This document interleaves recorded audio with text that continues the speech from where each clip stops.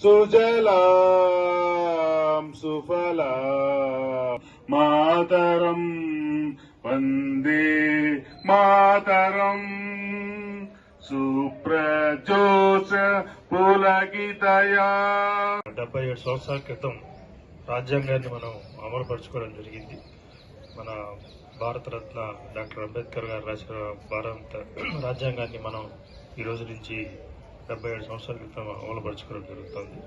మీ అందరికీ తెలుసు, మనం దాదాపు 200 సంవత్సరాలు బ్రిటిష్ పరిపాలనలో బానిసత్వం అనుభవించి ఎంతోమంది మన భారతీయులు చాలా ఇబ్బంది పడి ప్రాణాలు త్యాగం చేసి పోరాడి మనకి ఈ స్వేచ్ఛావాయువులు ఇచ్చున్నారు. మనం అందరం కూడా ఈరోజు స్వేచ్ఛగా బతుకుతున్నాం. అంటే స్వేచ్ఛావాయువులను పీలుస్తూ హ్యాపీగా ఉన్నామంటే వాళ్ళందరి యొక్క త్యాగ ఫలితమే.